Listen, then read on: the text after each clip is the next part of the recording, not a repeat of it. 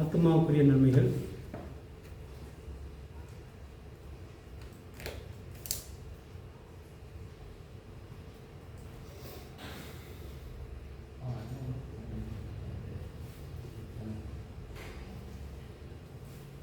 சரீரத்துக்குரிய நன்மைகள், அது உடலுக்குரிய நன்மைகள்.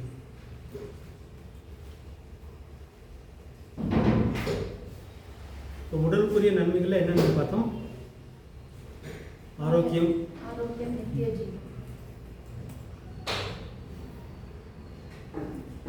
உடலுக்கு நித்திய ஜீவன் எப்படி கிடைக்குது, எப்போ கிடைக்குது?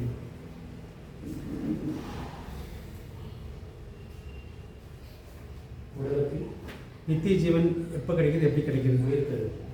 இயேசு வரும்போது நம்ம உயிர்த்தெழுவோம், அப்போ தான் புதிய உடல் கிடைக்கும். ஆனால் இந்த உடம்புக்கு என்ன இல்லை, நமக்கு இப்போ நம்ம வாழ்கிற உடம்புக்கு என்ன இல்லை? நித்திய ஜீவன் இல்லை. அது புரிஞ்சுக்கிறோன்னு தானே? சரி.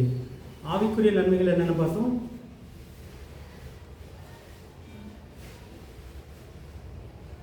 தேவனோடு புதுப்பிக்கப்பட்ட உறவு. சரியா?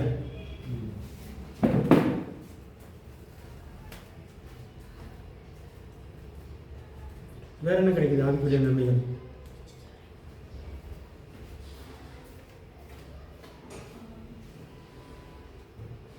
நம்ம பேசினதுலேருந்து ஏதாவது ஞாபகம் இருக்கா?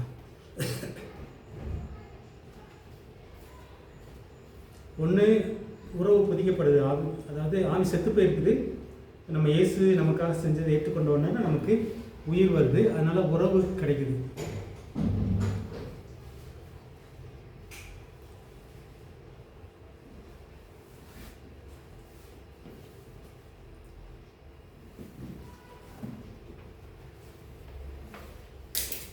ஆவியின் கனிகள் சொல்லலாம்.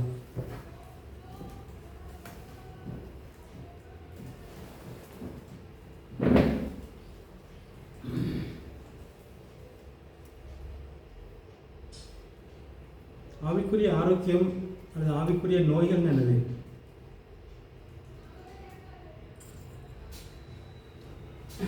ஆவிக்குரிய நோயின்னு என்ன பார்த்தோம், ஞாபகம் இருக்குதா? மாம்சத்தின் கிரியை.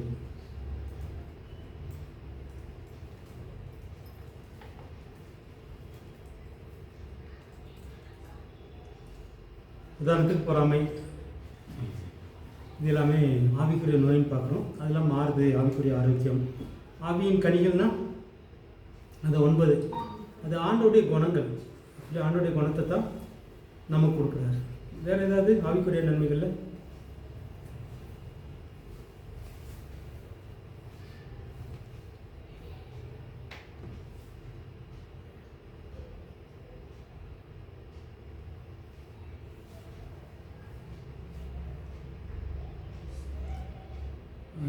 உடலுக்குரிய நன்மைகள்னு பார்த்தீங்கன்னா ஆரோக்கியம், அப்புறம் தேவைகள் சந்திக்கப்படுது.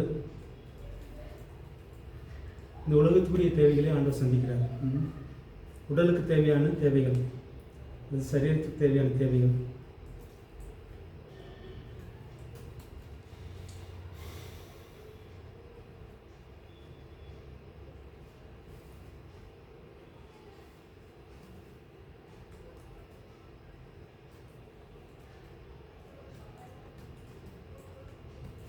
சரி, ஆத்மாவுக்குரிய நன்மைகள்னா ஆத்மான என்ன ஞாபகத்துக்கு வருது?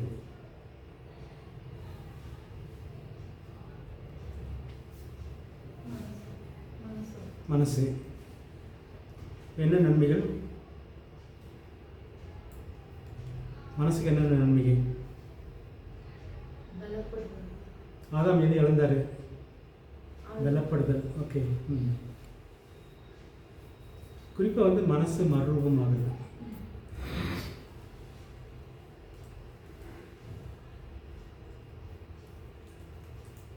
மனசு மறுரூபம் ஆகுறதுன்னு என்னது? இது புரிஞ்சிச்சுன்னா இது எல்லாமே புரிஞ்சிடும். அந்த ஆத்மாக்குரியது. மனசு மறுரூபம் ஆகுறதுன்னு என்னது?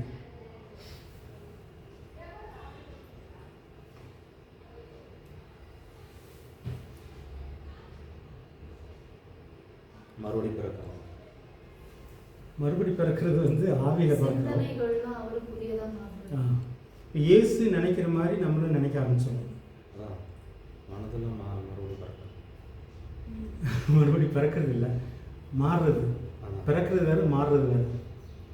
பிறந்தாலே மாறுறது அப்படி இல்லை. பிறந்தோடனே யாரும் மாறுறது இல்லை, வளருது. இயேசுவோட நினைப்பு போல நம்ம நினைப்பு மாற்றிக்கிறது. ஆமாம். மனசு மறுரூபம் அப்படின்னாலே இயேசு எப்படி சிந்தித்தாரோ மனுஷனாக இருக்கும்போது,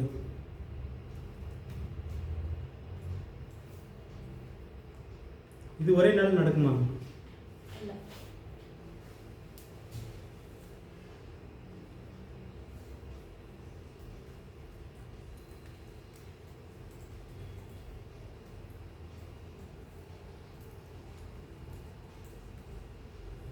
உதாரணத்துக்கு எதாவது சொல்லுங்கள். மனசு மறுரூபமானது ஒரு எக்ஸாம்பிள். கேரக்டர், நம்மளோட பேட் பிஹேவியர் மாற்று. குறிப்பாக முதல்ல வந்து நமக்கு எடுத்துக்கலாம் கோபம் வரும். ஆனால் ஒரு ஸ்டேஜுக்கு அப்புறம் இது நம்ம ப்ராக்டிஸ் பண்ண பண்ண நமக்கு வந்து அந்த கோபத்தை கட்டுப்படுத்துறது, அந்த இச்சை அடக்கணும் வருது பாருங்க, நாவின் கனி, அது வந்து இதெல்லாம் அடக்க வைக்கணும். வேறு ஏதாவது அடிக்ஷன்ஸ்லேருந்து மாறுறது. ஓகே. இப்போ வந்து திடீர்னு கவலை வந்தோடனே முன்னாடி வந்து சாராயம் ஞாபகம் வரும், இப்போ கவலை வந்தால் இதுதான் மனசு மாறுது. ஒரு அடிக்ஷன் வந்து இப்போ நீங்கள் சொன்னீங்கல்ல, திரும்ப பின்மாறி போயிடறாங்கன்னு. அவங்க ஏற்கனவே சாராயத்துக்கு கடுமையாக இருந்தவங்க ரட்சிக்கப்படுறாங்க. ரட்சிக்கப்பட்ட உடனே இந்த அனுபவத்துக்குள்ளே வரணும். அவங்க மனசை வந்து மறுமாக்க பழக்கணும். சபை வந்து அதை செய்கிறதில்ல. நிறைய நேரத்தில் நம்ம சொல்கிறோம் அவங்க பின்மாறி போயிட்டான்னு சொல்லி. சபை வந்து அந்த மனசை மாற்றுறதுக்கு இன்னொன்று கொடுக்கணும். அதனால தான் வந்து பீடி குடிக்கிறவங்க பீடி விட்டோடனே அது போல் ஒரு மிட்டாய் போடுவாங்க, பார்த்துருக்கீங்களா? மிட்டாய் போட்டு அதை மறக்க முயற்சி பண்ணுவாங்க. இதே மாதிரி தான் நம்ம கெட்ட சுத்தம் விற்கிது. பீடியை மறக்கிறதுக்கு ஒரு மிட்டாய் விற்கிது. அது எப்படியே கண்டுபிடிச்சிருக்காங்க பாரு. ஏன்னா அதோட கொஞ்சம் இதுலேயே தான் கஷ்டம். நீங்கள் ட்ரை பண்ணிட்டே சரிங்க. சரி, இதே மாதிரி சபை என்ன செய்யணும் அப்படின்னா, ஒரு குடிகாரர் ரட்சிக்கப்பட்டு வந்துட்டார்.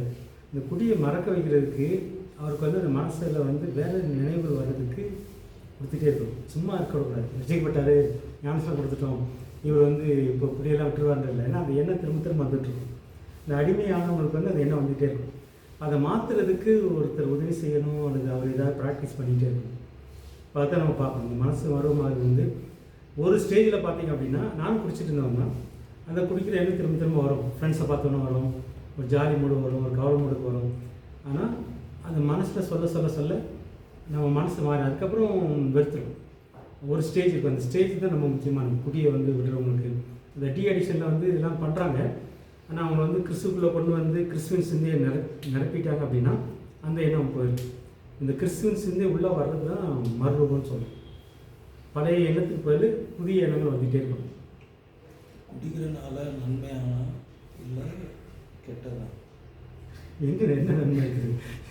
நன்மை தான் இருக்குது. குடிக்கிற அதில் நிறைய 5 வருஷம்லாம் படித்தவங்க ஐயர்ந்து தான் குடிக்கிறாங்க இருக்காங்க. ஐயருங்க. சரி, நம்ம அதுக்குள்ளே போக வேண்டாம். முக்கியமாக வந்து இப்போ மனசு மர்வமாகுது. நம்ம மக்கள் மத்தியில் இப்போ நீங்கள் கவனம் செலுத்த வேண்டியது என்ன சொன்னீங்க? ஜெபிக்கணும் இருக்கலாம். இப்போ பனிய மக்கள் வந்து குடிக்கு அடிமையாக இருக்கிறாங்க, வெத்திலைக்கு அடிமையாக இருக்கிறாங்க, ரட்சிக்கப்பட்டு வர்றாங்க. ஒரு வருஷம் நிற்கிறாங்க, அவங்க பிரச்சனைக்காக வருவாங்க, வியாதி தீர்ந்திருக்கும், பிரச்சனை தீர்ந்திருக்கும். ஆனால் இந்த பழைய எண்ணம் உள்ளே இருந்துகிட்டே இருக்கும் மனசில். இதுதான் ஆத்மாவில் வந்து சாத்தம் போட்ட ஸ்ட்ராங் ஹோல்டுன்னு சொல்லுவாங்க. அது ஒரு பிடி மாதிரி. மாற்றுறதுக்கு நாங்கள் என்ன செய்யணும்?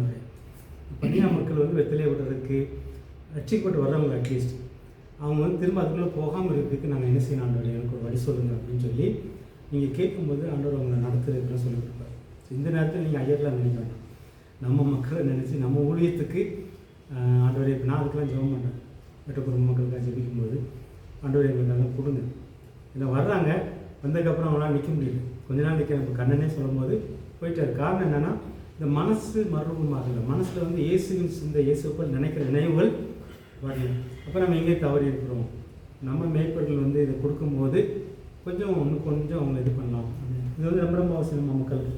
ஸோ மனம் ரட்சிக்கப்பட்டாங்க, ஞானஸ்தானம் கொடுத்துட்டோம், வெள்ளை சொல்லியமாக சர்ச்சுக்கு வர்றாங்க, அது மட்டும் போதாது. மனசு அப்படியே இருக்குது. இந்த சர்ச்சு எதை செய்யணும்? அதை மாற்றணும். அதுக்கு தான் நம்ம பேசுகிறதெல்லாம் அது கொடுத்துருக்கணும். ஏதோ ஒரு பெரிய பிரசங்கம்லாம் இருக்கக்கூடாது. அவங்க மனசை வந்து கிறிஸ்துவின் சிந்தைக்குள்ளே கொண்டு வரணும். ஸோ அதுக்கு நம்ம பிரயாசப்பட்டுக்கிட்டே இருக்கும்போது தான் இந்த மனசு வந்து மறுரூபமாகுது. மேய்ப்பொருளை நமக்குரிய வேலை அவங்க செய்ய வேண்டிய இருக்குது. அவங்களுக்குரிய காரியங்கள் சொல்லலாம். நீங்கள் இப்படிலாம் செஞ்சீங்கன்னா ஒரு திடீர்னு உங்களுக்கு குடிக்கிற எண்ணம் திரும்ப வரும். வந்த ஒன்று ஜெபிக்க எங்கிட்ட வரணும். அது உங்கள் ஃப்ரெண்ட்ஸ் கூட சேர்ந்து ஜெபம் பண்ணணும். உங்களுக்கு ஒரு ஆவிக்குரிய நண்பர் இருக்கணும். கவலை வருது, கஷ்டம் வருது, உடனடியாக திரும்ப அந்த எண்ணம் தான் வரும். டாஸ்மாக் போகிறது அதை மாற்றுறதுக்கு என்ன செஞ்சு ப்ராக்டிக்கலாக நம்ம அவங்களுக்கு எதாவது சொல்லிக் கொடுத்து இப்படியே போனது நம்மளுடைய வேலை செய்யும்போது சபையில் வந்து ஒருத்தருக்கு நம்ம குடியார் வராருன்னா அவர் கூட சேர்ந்து ஜெபிக்கிறதுக்கு நல்ல ஒரு பையனை கூட ஃப்ரெண்ட்ஸாக மாற்றி கொடுக்கணும். இதெல்லாம் இருந்தால் தான் அவங்களால ஜெயிக்க முடியும். ஸோ மனம் மர்வம் ஆகிறதுக்கு நம்ம என்ன செய்யணும்னு சொல்லி பார்க்குறோம். இது ஒரு நன்மை. மனசு வந்து மாறுறது, இயேசு போல மாறுற ஒரு பெரிய நன்மைன்னு சொல்லி பார்க்குறோம். வேறு ஏதாவது மனசு கிடைக்கிற நன்மை, ஆத்மா கிடைக்கிற நன்மை? முன்னாடி மனசில் நிறைய பயம் இருக்கும், இப்போ பயம் இல்லாமல் போகும். ஏன் பயம் போகுது?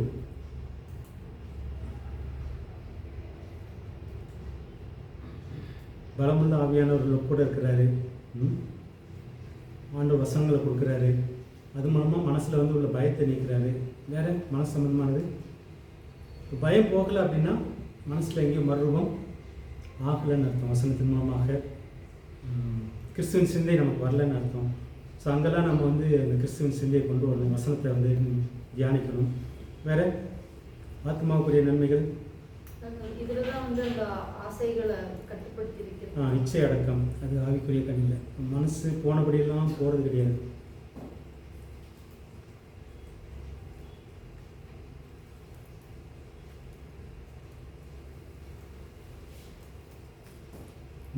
மனம் போனபடி வாழாமை. பழைய வாழ்க்கையில் மனம் போனபடி வாழணும். மனசில் என்ன தோணுதோ அதெல்லாம் செஞ்சுருப்போம். ஆனால் இப்போ வந்து இச்சை அடக்கம் இதெல்லாம் வந்து இதுக்குள்ளே வந்துருச்சு. ஆவியின் கனிகளுக்குள்ளே வந்துச்சு. பார்த்துச்சுன்னா இந்த ஆவியின் கனிகள் இது வந்து இருதயம் சம்மந்தப்பட்டதுன்னு சொல்லி பார்க்குறோம். இந்த ஆவியையும் மனசையும் கொஞ்சம் பிரித்து பார்க்குறது கொஞ்சம் கஷ்டமாக இருக்கும். ஆனால் இதுக்குள்ளே கொண்டு வரும். இந்த ஆவியின் கனிகள் என்னென்ன இருக்குது? அன்பு, அன்புக்கு அடுத்தது வந்து சந்தோஷம், சமாதானம், நீடிய பொறுமை,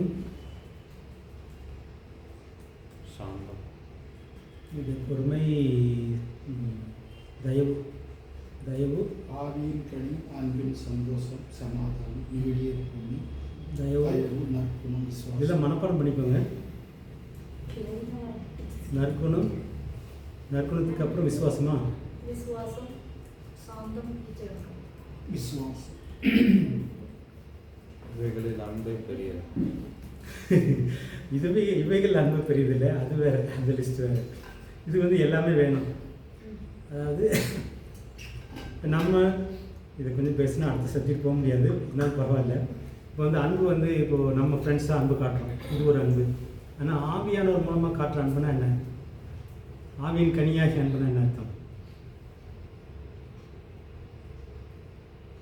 ரிஜெக்ட் வந்து எனக்கு பிடிக்காதவனை செஞ்சுட்டான், அவனை நான் வந்து அன்பு காட்ட முடியாது, மூஞ்சிலே முடிக்காதுன்னு சொல்லிடு. ஆனால் ஆவியானவர் சொல்லுவார், நீ அவனை கூப்பிடு, அவன்கிட்ட பேசுன்னு சொல்லுவார். அப்படி காட்டுறது தான் ஆவியானவர் மூலமாக காட்டுறாங்க.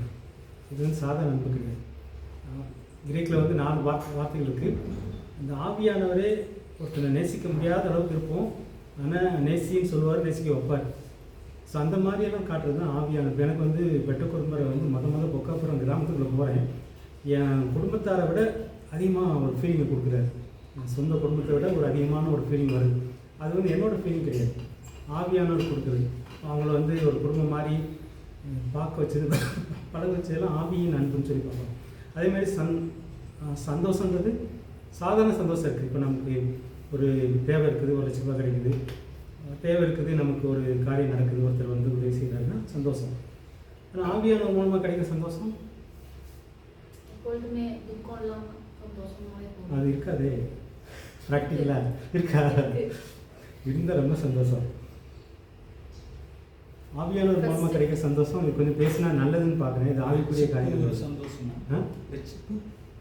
ரட்சிப்புனால ஒரு சந்தோஷம். இப்போ வந்து சிலருக்கு வந்து பெரிய பணக்காரங்க இருப்பாங்க, அவங்களுக்கு ரட்சிப்பு இருக்காது. ஆனால் நமக்கு ரட்சிப்பு இருக்கும், அதில் ஒரு சந்தோஷம் இருக்கும். அவனுக்கு எவ்வளோ தான் பணம் இருந்தாலும் அவனை விட நான் செத்தா இங்கே போவேன், அந்த மாதிரி கிடைக்கிற ஒரு சந்தோஷம். அதே மாதிரி நமக்கு நல்ல மற்றவங்களுக்கு சுவிசேஷம் சொல்கிறோம், ஏற்றுக்கிறாங்க, அது மற்றவங்களுக்கு ஒரு தேவைன்னு வர்றாங்க, உதவி செய்கிறோம், ஒரு ஜெபம் பண்ணுறோம், அதில் ஒரு திருப்தி வரும், அவங்களுக்கு வரணும் சந்தோஷன்றது. ஸோ அதுதான் ஆவியின் கனியாகிய சந்தோஷம்னு சொல்லியிருக்காங்க. சாதாரண சந்தோஷம் எல்லாருக்கும் இருக்குது, சில நேரம் துக்கப்படுறோம். நான் இயற்கையாக யோசனைலாம் வருது, சிந்தனைலாம் வரும். அந்த டைம் அவங்க கொஞ்சம் ரிவைன் பண்ணி பார்க்கும்போது மறுபடியும் அது மாதிரி போயிடுது. இந்த நீங்கள் எப்பொழுதும் சந்தோஷமாக இருக்கணும்னு சொல்கிறாரு, எனக்கு கஷ்டம் தான், ஆனால் ஆவியில் இருக்கலான்றாரு. ஆனால் அது சிந்தனை, இந்த ஆவியுடைய நினைவில் இருந்தோம் அப்படின்னா நமக்கு இந்த சந்தோஷம் இருக்கும். மற்றபடி இந்த இப்போ வந்து 1 லட்ச ரூபா கிடைக்குன்னா அந்த சந்தோஷம் எவ்வளோ நேரத்துக்கு இருக்கும், எவ்வளோ நேரத்துக்கு இருக்கும். அது செலவாகுது. எனக்கு ஒரு புது வீடு கிடைச்சி ஒரு வருஷம் ஓரளவுக்கு சந்தோஷமாக இருக்கு, அதுக்கப்புறம் அது யார் நினைக்கிறா அவ்வளோதான். அந்த சந்தோஷங்கள் வந்து இது வந்து நிச்சயத்து வரைக்கும் போகும். இந்த மாதிரி கிடைக்கிற சந்தோஷம் வந்து இங்கே ஆரம்பிக்கும். ஸோ ஒருவேளை இங்கே மறந்துருந்தால் கூட நிச்சயத்தில் இப்போ நம்ம மூலமாக ஒருத்தங்க ரட்சிக்கப்பட்டு வர்றாங்க, பரலோகத்துக்கு வராங்கன்னா அவங்கள அங்கே பார்க்கும்போது சந்தோஷப்படும். இப்போ ஒருத்தங்களுக்கு உதவி செய்கிறோம், அது மூலமாக ஆண்டவருக்கு வந்து அவங்க வாழ்க்கையில் ஏதோ நன்மை செஞ்சுருக்கிறாரு, ஆண்டவர் புரிய வைக்கிறாரு. ஸோ அந்த சந்தோஷங்கள் நிச்சயத்தில் வந்து இது எல்லாமே நிச்சயத்தோடு சம்மந்தப்பட்டு என்ன சொல்ல முடியும். பரலோகத்துக்கு போகக்கூடிய ஒரு சந்தோஷத்தை நமக்கு தந்திருக்காங்க. ஆமாம், இதெல்லாம் நினச்சி சந்தோஷப்படலாம். நமக்கு பணம் இல்லை, வேலை இல்லை, அதை பற்றி கவலைப்படாமல் ஆவிக்குரிய வாழ்க்கையில் அவர் கொடுத்தது நம்மளை வச்சு பயன்படுத்துறது மூலமாக கிடைக்கிற சந்தோஷம். சமாதானன்றது சமாதானம் இல்லாமல் இருப்போம், எப்போ இருப்போம்? ரட்சிப்புக்குள்ள வரதுக்கு. ஓகே, அது வந்து ரட்சிப்புக்குள்ளே வராதது. ரட்சிக்கப்பட்டோன்னே நமக்கு ஒரு சமாதானம், சரி நான் இனிமேல் சேஃப், ஆண்டவர் வந்து என்னை பார்த்துப்பாருன்ற மாதிரி. இதுவும் வந்து ஆவிக்குரிய சமாதானம். வேறு எங்கெல்லாம் நமக்கு அதிகமாக துக்கம் வரும்போது, வியாதி வரும்போது சமாதானம் போயிடும். அப்போ செத்துடலாண்டோம்லாம் தோணும். ஆனால் அந்த சமயத்தில் என்னுடைய வார்த்தை நம்ம கூட பேசும். என்ன வார்த்தை பேசுது? நான் இருக்கிறேன், அது ஒரு சந்தோஷம். தழும்புகள் இருக்குது, வியாதினால வந்துச்சுனாலே உங்களுக்கு நமக்கு தழும்பு ஞாபகம். எனக்கு தழும்பு இருக்குது, தழும்பு பார்த்துக்கலாம். நான் 1 மாதத்துக்கு முன்னாடி நாங்கள் மேலே உள்ள ஹாஸ்பிட்டல் போனோம். நானும் என்னுடைய மனைவி போகும்போது அவங்களுக்கு செக்கப்புக்காக ஒருத்தர் வந்து 2 கிட்னியுமே இல்லை. அவர் இங்கே கோர்ட்டுக்கு கீழே விஷத்தை குடிச்சிட்டு அப்படியே படுத்துருந்தார். பிள்ளைங்க இருக்காங்க, மனைவி இருக்காங்க, நான் யாருக்கும் தெரியல. அப்படியே கூப்பிட்டு வந்தாங்க. அவர் பண்ணாத வேலை ஒன்றுமே இல்லை, மூக்கில் அந்த உயரெல்லாம் போட்டு. ஆனால் அவருக்கு எப்படி செத்துடணும், சந்தோஷம் இல்லை, வேறு வழி இல்லை, நம்பிக்கை இல்லாதனால அவங்களுக்கு அதுதான். நமக்கு வந்து அப்படி இல்லை, நமக்கு நம்பிக்கை இருக்குது. என்ன வியாதி வந்தாலும் அப்படி தழும்புகள் இருக்குது, அப்படியே வசனங்கள் இருக்குது, எப்படி அவர் பார்த்துப்பார். ஸோ இது மூலமாக கிடைக்கிற சமாதானம். நீடிய பொறுமை, குயிக்காக பார்த்துக்கலாம், என்ன எல்லாம் பார்க்குறதுக்கு நேரம் இல்லை. நீடிய பொறுமை ஆவிக்குரிய ஆவி வந்து எப்படி கொடுக்குது? நீடிய பொறுமை. பொறுமைனோடனே யார் ஞாபகம் வருது உங்களுக்கு பைபிள்லேருந்து? யோகுடைய ஞாபகம். அவருக்கு வந்து அவ்வளோ கஷ்டம் இருந்தாலும் அவர் வந்து பொறுமையை எந்த இல்லை நன்மையை தீமை நம்ம அனுபவித்தோம், தீமை பரவாயில்ல, அவர் உயிரோடு இருக்கிறாரு, அவரை பார்ப்பேன். அப்புறம் பொறுமையோடு இருந்தாரா? இல்லை, ஏன் இல்லை? பொறுமைனாலே யோகு தான். ஆபிரகாமுக்கு வந்து கொஞ்சம் சந்தேகம் வந்ததுனால மனைவி பேச்சு கேட்டு யாரை பெற்றெடுத்துட்டாரு? இஸ்மாயில். யாக்கோபு இருந்தாரா? யாக்கோபு பொறுமைக்கு இல்லை. யோசிப்பு சொல்லலாம், 7 வருஷம் இருந்தார்ல பொறுமையா. அது அவர் லவ் பண்ண பொண்ணு கிடைக்கிறது அது இல்லை. யோசிப்பு சொல்லலாம், யோசிப்பு பொறுமையாக இருந்தார். 14 வருஷமா 17 வருஷமா ஜெயிலில் இருந்தார். யோபுக்கு அப்புறம் யோசிப்புக்கும் அதே மாதிரி ஒரு சோதனை தான். இந்த யோபுக்கு வந்து ரொம்ப சோதனை, எல்லாமே போச்சு, உடம்பும் போச்சு.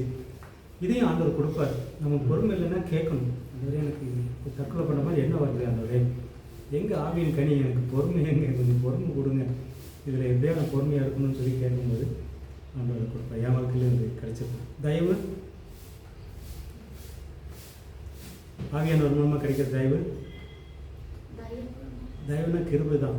தயவுனா தயவு செய்யுதுன்னு சொல்லலை, அதுதான். இது கொஞ்சம் புரியுறது கஷ்டமாக இருக்கும். ஆண்டவர் வந்து நமக்கு தயவு காட்டுறாரு. நம்ம ரட்சிக்கப்பட்ட எல்லாமே தயவுனால. நம்ம நல்லது செஞ்சனால அவர் நம்மளை காப்பாற்று, நம்ம நல்லது செஞ்சனால நம்ம ரட்சிக்கப்படல. ஸோ இந்த தயவை நம்ம நினச்சி பார்க்கணும். எனக்கு தயவு கிடைச்சது, கடவுள்கிட்ட வந்து எனக்கு தயவு கிடைச்சது. நம்ம குடும்பத்திலையோ நம்ம நண்பர்களுக்கிலையோ நம்ம வந்து அந்த தயவு கிடைக்கட்டும் அப்படின்னு சொல்லி தயவு காட்டணுன்றது. ஓகே. அப்புறம் நற்குணம், நல்ல குணம். நல்ல குணம்னா என்னது? இதுக்குள்ளே எல்லாமே அடங்குது. அதே இது ஒன்று தனியாக சேர்த்தாங்கன்னு தெரியல. நல்ல குணம்னா ஏசப்போட உள்ள குணம். நன்மை மட்டும் செய்கிறதா, தீமை செஞ்சிடக்கூடாது. யார் நன்மை மட்டும் செய்யணுன்றது. நம்மளால் முடியலை, தீமை செய்ய என்ன வருது அப்படின்னா ஜெபம் பண்ணணும். இது ஆவியானுடைய குணம். இந்த தீமை செய்ய என்ன வருது, இவன் எனக்கு தீமை செஞ்சான், நான் அவனுக்கு தீமை செய்யணும் ஒரு என்ன வருது. அப்போ வந்து அது நல்ல குணம் இல்லை. இப்போ ஆவியானவரே எனக்கு இயேசுடைய குணத்தை கொடுங்க, நல்ல குணத்தை கொடுங்க, நான் தீமை எதுவும் செஞ்சிடக்கூடாது அப்படின்னு சொல்லி கேட்கும்போது இதை கொடுக்குறாரு. விசுவாசம், விசுவாசம் வரத்தில் இருக்குது, கனியில் இருக்குது. இது ரொம்ப ரெண்டுலேயும் சேர்ந்து வருது. விசுவாசம் கனியை பார்த்தீங்கன்னா எப்படி பார்ப்பீங்க? நம்ம இதெல்லாம் நம்ம சபையில் தியானிக்க போகிறோம், இருந்தாலும் நம்ம சுருக்கமாக இதை பார்த்துட்டோம். விசுவாசம் என்ன பார்த்துக்கலாம். அதை காணப்படாதவைகளின் நம்பிக்கை. ஒன்று வந்து ஒரு நம்பிக்கை வருது, ஆனால் கண்ணுக்கு தெரியல. அதை நம்ப வைக்கிறாரு. யார் நம்ப வைக்கணும்? ஆவியானவர் உதவி இருந்தால் தான் நம்ப முடியும். கண்ணுக்கு தெரியாத ஒன்று தெரியாத மாதிரி நம்ப வைக்கணும். ஸோ இது வந்து எல்லாருக்குமே கஷ்டம். இப்போ வந்து உடலில் வேதனை, இப்போ வந்து உங்களுக்கு உதாரணத்துக்கு வந்து ஆண்டவர் ஒரு வசனம் கொடுக்குறாரு, உன்னுடைய நோயை குணமாக்கி நான் அப்படி வந்து உன்னை பயன்படுத்துவேன்னு சொல்கிறாரு. ஆனால் அதை நம்ப முடியல. நம்ப முடியாமல் இருக்கிறதுக்கு என்ன காரணம்? பார்க்க முடியல, கண்ணுக்கு தெரியல. கண்ணுக்கு தெரியல என்னது? வலி. கால் வலிக்குது, கண் வலிக்குது, கை வலிக்குது, உடம்பு ஒரு மாதிரி வலிக்குது. கண்ணுக்கு தெரியாது தான் வலியும் வேதனையும். ஆனால் கண்ணுக்கு தெரியாதது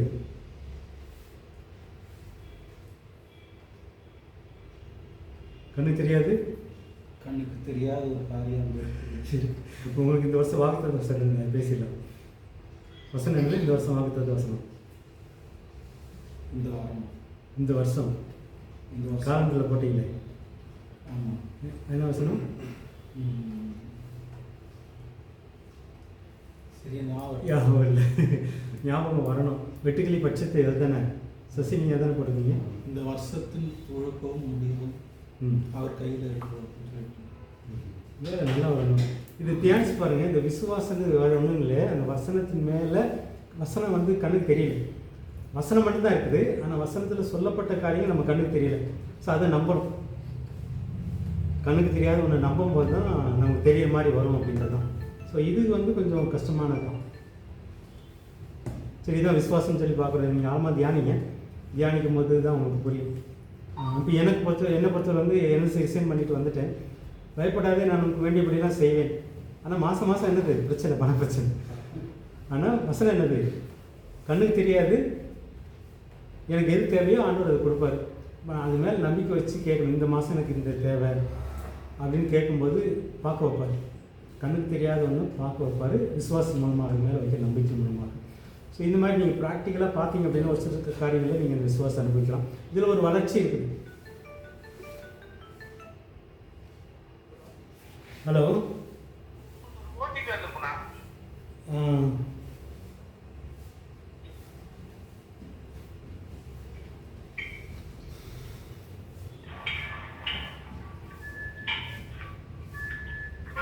முப்பத்தி 3301 33 3301.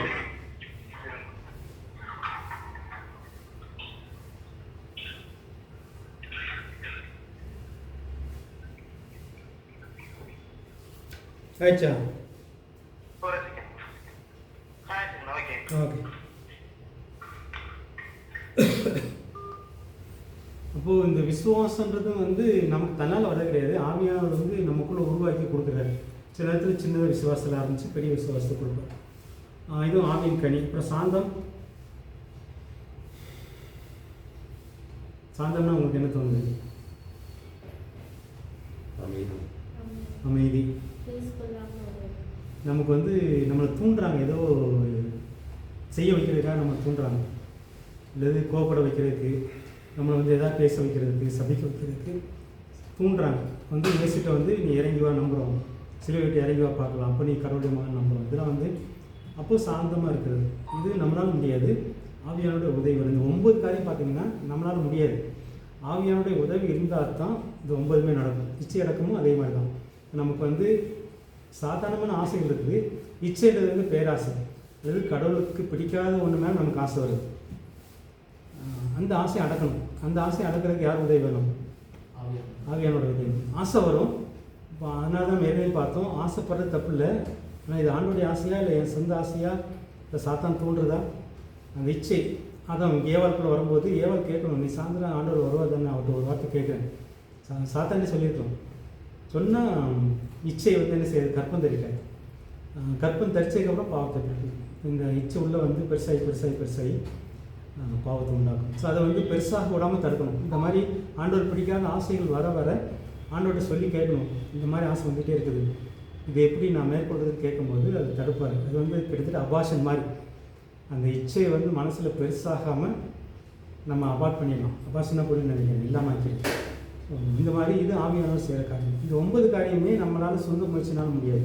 நம்ம மறுபடி பிறந்த ஒவ்வொருவருக்கும் இந்த ஆசீர்வாதம் இருக்குது. இந்த 9 இது ஆவிக்குரிய கனின்னு சொல்லி பார்த்தோம், ஆத்மாவுக்குரிய நன்மைகள் பார்த்தோம், சரீரத்துக்குரிய நன்மைகள். வேறு எதாவது இருக்குதா?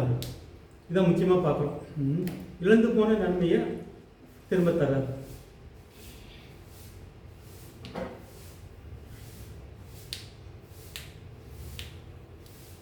இதோடைய சுருக்கமாக நீங்கள் பார்த்தீங்கன்னா, இயேசு மேசியாவுடன் இணைந்த ஒருவருடைய வாழ்க்கை புதிய ஒரு வாழ்க்கையாக மாறுகிறது. இந்த மாதிரி ஆவியில் மாற்றம் ஏற்படுது, மனசில் ஆத்மாவில் மாற்றம் ஏற்படுது, மறுரூபமாகுது. உடல்லையும் ஆரோக்கியம், அப்புறம் உடலில் வருகிற காரியங்களை சகிக்கிறது காரியங்களையும் நம்ம பார்க்குறோம். ஸோ இந்த மாதிரி 3 விதமான ஆசீர்வாதங்களை நம்ம பார்க்குறோம். யாருக்கு அறிவிக்கணும் சுவிசேஷம்? இப்போ நமக்கு வந்து சுவிசேஷம் கிடைச்சதுனால தான் எல்லாம் நம்ம தியானிக்கிறோம். ஒருவேளை சுவிசேஷத்தை நம்ம ஏற்றுக்கல அப்படின்னா நம்ம பேச யாருக்குமே புரியாது. சுவிசேஷம் நமக்கு நம்ம ஏற்றுக்கொண்டோம், நற்செய்தியை ஏற்றுக்கொண்டோம். இயேசு எனக்காக பிறந்தார், இயேசு எனக்காக மரித்தார், இயேசு எனக்காக உயிர்த்து வந்தார். அது வந்து நல்ல செய்தியை ஏற்றுக்கொள்கிறோம். அதனால் நம்ம மனசுக்கு ஒரு வெளிச்சம் கிடைக்குது. ஸோ இந்த வெளிச்சத்தை மற்றவங்களுக்கும் கொடுக்கணும். எனக்கு கிடைச்ச வெளிச்சம் இன்னொருத்தருக்கு கொடுக்கணும். இன்னொருத்தனை யார்? இருட்டில் வாழ்கிறோம், இருளில் வாழும். இருள்னு என்ன பார்த்தீங்கன்னா, கடவுளை பற்றி தெரியாமல் இல்லை கடவுளை பற்றி தப்பாக நினச்சிக்கிட்டு தப்பாக புரிஞ்சுக்கிட்டு வாழ்கிறவங்களுக்கு நம்ம இந்த வெளிச்சத்தை கொடுக்கணும்னு சொல்லி பார்க்குறோம். யார் அறிவிக்க வேண்டும்னா வெளிச்சம் பெற்றவங்க. யாருக்கு அறிவிக்க வேண்டும்னா வெளிச்சம் பெறாதவங்களுக்கு. இதுதான் அவனுக்கு சுருக்கமாக புரிஞ்சுக்க வேண்டியது. இது சொல்கிறதுக்கும் நமக்கு ஆவியானுடைய பலன் சொல்லி பார்க்குறோம். யாருக்கு அறிவிக்க வேண்டும்? இல்லை பார்த்தீங்க அப்படின்னா, ஒரு வசனம் நம்ம ஏற்கனவே பல வசனங்கள் தியானித்தோம். இல்லை இன்னும் ஒரு வசனம் மட்டும் பார்க்கலாம். இருளில் இருக்கிறவங்களுக்கு சொல்லணுன்றது வந்து, இருளில் நடக்கிற ஜனங்கள் பெரிய வெளிச்சத்தை கண்டார்கின்றது. இந்த வசனத்தை வாசிங்க பார்க்கலாம். இது வந்து ரோமர் 10:14. ரோமர் 10ஆம் அதிகாரம் 14ஆம் வசனம்.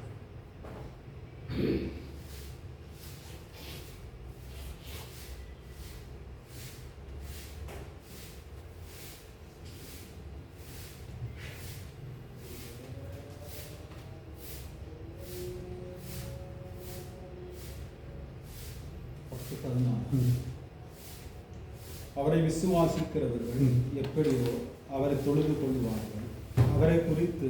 அவரை விசுவாசிக்காதவர்கள் எப்படி அவரை தொழுது கொள்வார்கள்? அப்புறம் அவரை குறித்து கேள்விப்படாதவர்கள் எப்படி விசுவாசிப்பார்கள்? பிரசங்கிக்கிறவன் இல்லாவிட்டால் எப்படி கேள்விப்படுவார்கள்? அப்புறம் அவ்வளோதானே? சரி, புதிய மொழிபெயர்ப்பில் இந்த வசனம் எப்படி புரிஞ்சுக்கணும்? இயேசு மேசியாவின் மீது நம்பிக்கை இல்லாதவர்களால் இயேசுவே எங்கள் வாழ்க்கையை காப்பாற்றுங்கள் என்று எப்படி கூப்பிட முடியும்? ஒன்று வந்து இயேசுவை பார்த்து கூப்பிடணும், அவங்களுக்கு நம்பிக்கை இல்லை, அவங்களால எப்படி கூப்பிட முடியும்? ரெண்டாவது பார்த்தீங்கன்னா, அவங்களுக்கு இயேசுவை பற்றியே கேட்கல, அவரை எப்படி நம்ப முடியும்? மூணாவது பார்த்தீங்கன்னா, அவரை பற்றி யாருமே அவங்களுக்கு சொல்லிக் கொடுக்கல, அப்புறம் எப்படி அவங்களுக்கு கேள்விப்பட முடியும்? இந்த 3 அடுக்கு பார்க்கணும். இது வந்து பவுல் அழகாக எழுதுறாரு. ஒன்று அவங்க கேள்விப்படணும், கேள்விப்பட்டால் தான் நம்பிக்கை வரும், நம்பிக்கை வந்தால் தான் என்ன செய்ய முடியும்?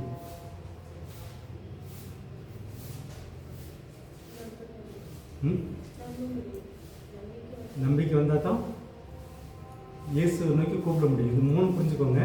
ஒன்று வந்து நம்பணும். இப்போ இயேசுவை நோக்கி கூப்பிடணும்னா அவங்களுக்கு நம்பிக்கை வேணும்.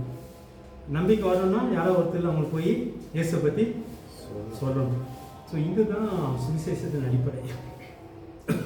இதுக்கு அடுத்த வசனம் பார்த்தீங்கன்னா, சொல்கிறதுக்கு யாரையும் அனுப்பணும். அனுப்பாமல் யார் போவா? இந்த மாதிரியெல்லாம் வரும். இப்போ வந்து என்ன ஆண்டவர் அனுப்புனதுனால நான் வந்தேன், நான் வந்து ஒரு சில பேர் அனுப்புகிறேன். இந்த மாதிரி ஒருத்தர் அனுப்பணும், அவங்க போய் சொல்லணும் இயேசுவை பற்றி. சொல்கிறதுனால அவங்களுக்கு என்ன வரும்? என்ன வரும்? நம்பிக்கை வரும். நம்பிக்கை வந்தால் என்ன செய்வாங்க? கூப்பிடுவாங்க, இயேசுவை எனக்கு காப்பாற்றுங்க, இயேசு எனக்கு உதவி செய்யுங்க. இப்போ நம்ம சொல்கிற இப்போ சுவிசேஷம் அப்படின்னா பொதுவாக மக்களுக்கு ஞாபகத்தில் வருது, இது வந்து கன்வர்ஷன். அது இவங்களுக்கு எங்கே பணம் கிடைக்கும், வெள்ளைக்காரன் யாரோ காசு கொடுக்குறான், அதனால் இயேசுவை பற்றி நமக்கு சொல்கிறாங்கன்னு சொல்கிறாங்க. ஆனால் அது உண்மை இல்லை. இந்த வசனத்தின் அடிப்படையில் பார்த்திங்க அப்படின்னா, நம்ம ஏன் போய் சொல்கிறோம் அப்படின்னா, அவங்களுக்கு இயேசுவை பற்றி தெரிஞ்சுட்டா தான் இயேசு மேலே ஒரு நம்பிக்கை வரும். இயேசு மேலே ஒரு நம்பிக்கை வந்தால் தான் அவங்க கஷ்ட நேரத்தில் இயேசுவை கூப்பிட முடியும். இயேசுவை கூப்பிட வைக்கிறதுக்காக தான் வேலை செய்யும். ஸோ இதுதான் சுவிசேஷத்தின் மையம். ஏன் சுவிசேஷம் அறிவிக்கணும் அப்படின்னா, இது உங்கள் மனசில் இருக்கணும். நான் போய் சொல்லலாம் இயேசுவை பற்றி தெரியாது, இயேசுவை பற்றி தெரியாதுன்னா அப்படின்னா அவங்களுக்கு எப்படி நம்ப முடியும்? இப்போ நம்ப முடியலன்னா எப்படி கடவுளை காப்போம்? இயேசு மேலே நம்பிக்கையே வரலன்னா அவங்க இயேசுவை பார்த்து கூப்பிடுவாங்களா? அதனால் நம்ம சொல்லும் போது இயேசு மேலே நம்பிக்கை வர மாதிரி நம்ம பேசணும் அப்படின்னு சொல்லி பார்ப்போம். ஸோ இதுதான் ஏன் சுவிசேஷம் சொல்லிக் கொடுக்கணும். கடைசி இன்னைக்கு பார்க்குற ஒரு 5 நிமிஷம் மட்டும் பார்த்துட்டு நம்ம அடுத்த வாரத்தில் டீட்டெயில் பார்க்கலாம். இயேசு பற்றி சொல்லிக் கொடுக்குறதுனால என்ன நன்மை கிடைக்குது? நமக்கு என்ன, அவங்களுக்கு என்ன? ஃபஸ்ட்டு நமக்கு என்ன நன்மை கிடைக்குது?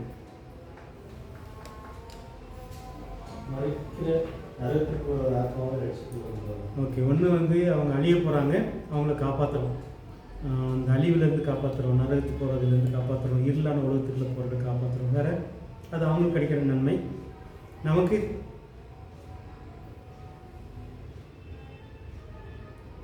எதாவது நன்மை இருக்குதா காப்பாற்றுறதுனால? வேலை செய்கிறவன் கூலிக்கு பார்க்கணும். சரி, அந்த வேலை செய்யும்போது ஆண்டவர் நமக்கு கூலியும் கொடுக்குறாரு. அந்த வேலை செய்யும்போது நமக்கு கூலி கொடுக்குறாரு. நம்ம பொழப்பும் ஓடுது. உண்மையிலேயே சுவிசேஷம் சொல்கிறதுனால நமக்கு என்ன ஓடுது? அது வந்து இல்லைன்னா சொல்ல முடியாது. பொழப்பும் ஓடுது. வேறு உங்கள் பொக்கிஷம் பரலோகத்தில் இருக்கு. ஓகே, அப்படி செய்யும்போது நமக்கு இங்கேயும் பிழைக்கிறதுக்கு வழி கிடைக்குது, பரலோகத்துலேயும் அதுக்குரிய பலன் இருக்குது. அதனால் பேர் கேட்குறாரு, நான் உங்கள் நம்பி எல்லாத்தையும் விட்டுட்டு வந்தேனே, எனக்கு என்ன கிடைக்கும்?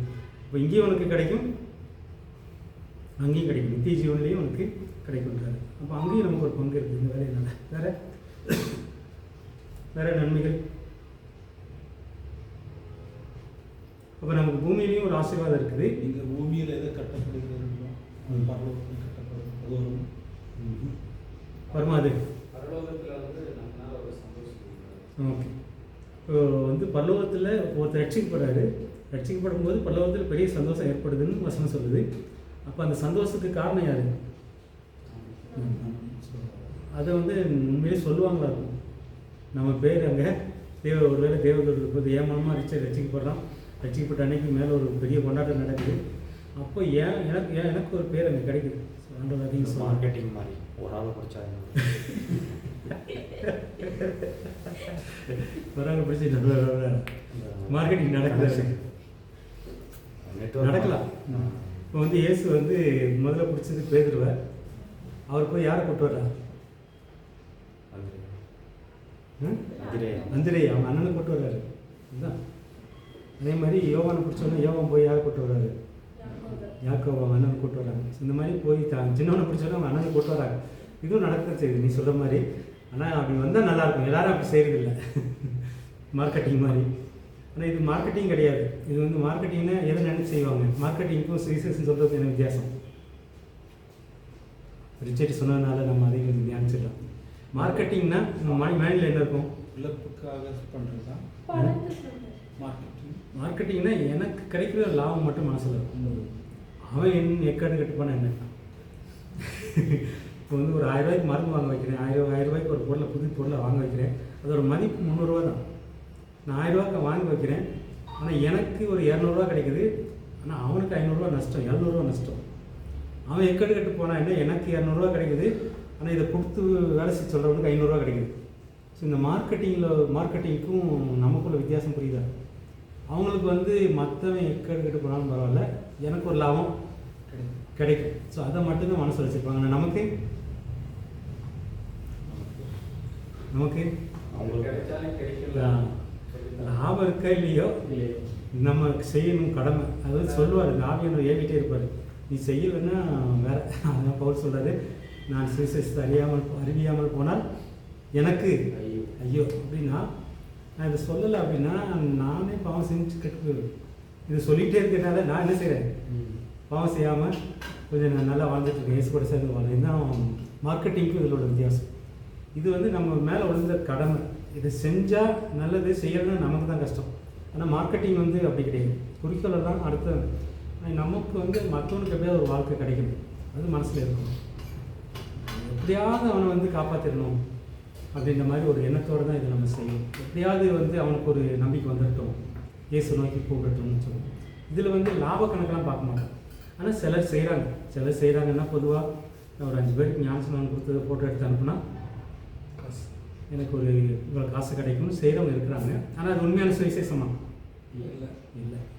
நீ 5 பேருக்கு சுவிசேஷம் கொடுத்தீங்கன்னா, 5 பேருக்கு ஞானஸ்நானம் கொடுத்தீங்கன்னா 5 பேரையும் வளர்க்குற பொறுப்பு இருக்குது. சும்மாலாம் கிடையாது. 5 பிள்ளைய வளர்க்கணும், 2 பிள்ளைய பெற்றெடுத்துட்டு வளர்க்குறதுக்கு என்ன பாடுபடுறோம். இப்போ 5 பேரை நீ வந்து ஞானஸ்நானம் கொடுத்தீங்கன்னா அவனை வளர்த்து கொண்டு போகிற வேலை, மேய்க்கிற வேலை உன் கையில் இருக்குது. நீங்கள் நினச்சி பார்த்தாங்கன்னா யாரும் சும்மா தனியாக முக்க மாட்டாங்க. ஆனால் செய்கிறாங்கன்னா அவங்களுக்குள்ளே இந்த சுவிசேஷத்தின் உண்மையான அர்த்தம் புரியலை. அவங்க முக்கிய கொடுத்துட்டா நமக்கு ஒரு காசு கிடைக்கும், அவ்வளோதான். இதுவும் கிட்டத்தட்ட மார்க்கெட்டிங் மாதிரி செய்கிறவங்க இருக்கிறாங்க. ஆனால் அது வந்து உண்மையான சுவிசேஷ அறிவிப்பு இல்லை. வேறு என்ன நன்மைகள் இருக்குது? நம்ம இந்த இதை அடுத்த வாரத்தில் தொடர்ந்து தியானிக்க போகிறோம்.